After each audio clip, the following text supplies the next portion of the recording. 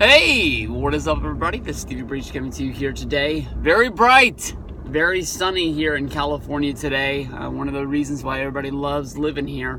But let's get into some wrestling. Big news of the week was Ivory going into the WWE Hall of Fame. A lot of people out there scrambling and wondering who is the last few members of this year's Wrestlemania 34 class going to be for the WWE Hall of Fame. One of the rumors, one of the names being tossed out there is Jeff Jarrett. Nobody out there is a bigger Jeff Jarrett fan than me.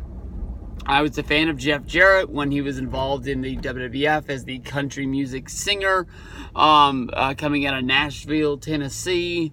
I was a big fan of Jeff Jarrett when he was in WCW. I will go to my grave fighting that, yes, Jeff Jarrett was a member of the Four Horsemen, no matter what Ric Flair likes to say in the Ric Flair DVD. Steve McMichael might have put him in there just because of his wife, Deborah, but Jeff was there. He was on TV. He was throwing up the Four Horsemen. He teamed with them. He was a true member of the group, even if history tries to remove him from it. Jeff Jarrett was a guy that honestly, throughout the Attitude Era, bounced back and forth, and no doubtly got his biggest push when he was a member of WCW in WCW's dying days, when he took the phrase, slap nuts, and used that to basically rocket ship him to the top of the WCW roster. Some people think that, Jeff Jarrett was in that spot because of his so-called friendship with Vince Russo.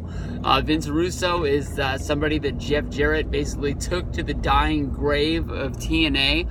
Yes, TNA Impact Wrestling is still around, but when they were removed from Spike TV and were forced to move to Destination America, and then shortly after that to, I don't even know what network they're on anymore. It's been that long since I've seen it.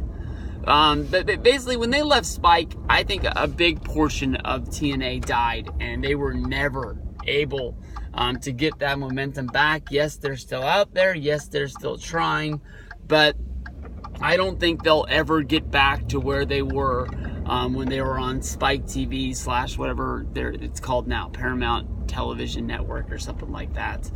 To me, I'd love to see Jeff Jarrett go into the Hall of Fame. I don't think it's going to happen at WrestleMania 34.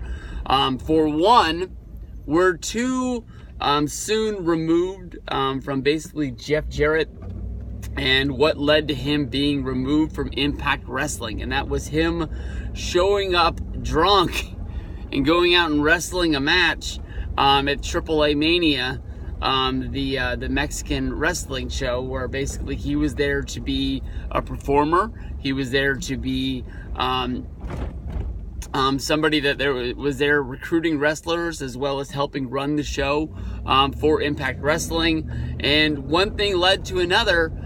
Jeff's been having a lot of troubles as of late, and the word is that he's gone to a rehab facility on the WrestleMania wellness policy, and maybe he is cleaned up, maybe he is dry. I've heard one report of Jeff Jarrett wrestling a wrestling match against Jerry Lawler. I believe it was at a Memphis Grizzlies basketball game during the halftime show. And, that's really the only thing that I've heard of it. Not to mention, he's so quickly removed from Impact. He just got removed from there back in January, I believe. And as of right now, he's still trying to float this Global Force Wrestling thing out there. He's still trying to get this promotion off the ground.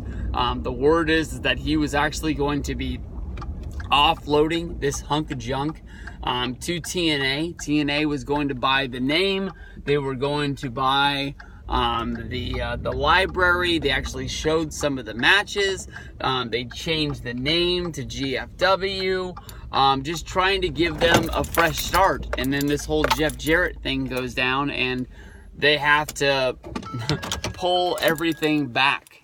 and basically just go to being Impact Wrestling instead of being GFW, what they were for, I believe, 2 weeks. I want to see this. I don't think it's going to happen this year. I think we're too, soon from his exit of TNA. We're too soon from what happened at AAA Mania. There is going to come a day when Jeff Jarrett will get up on that stage and be a member of the Hall of Fame, because of, him being a part of the, I guess you can say him being a part of the Angle family, marrying Kurt Angle's ex-wife, Karen Jarrett. And them having kids, and then I think they're not constantly around each other, but for them being in each other's lives, I hope that Kurt can help Jeff get to a point in his life where Kurt is now. I don't think that Jeff Jarrett's ever going to come back and be a a GM or a spokesperson or anybody on TV. But it'd be nice to see him as a floating head pop up on the WWE Network every once in a while, being interviewed about certain things. I mean, hell, if they were able to get Dixie Carter to do an interview for the Kurt Angle DVD or Kurt Angle, special, the WWE 24, I mean, anything in the world can happen, like Jeff Jarrett coming back. So there's going to come a place someday. Hopefully Jeff can figure out what Global Force Wrestling is. Maybe it's just a floating promotion that pops up during the summer, and it's not really going to be competition for WWE, and maybe he can even do both. So we'll see what goes down with that in the future. But Jeff Jarrett's name out there for WrestleMania, but I don't think it's going to be going down this year.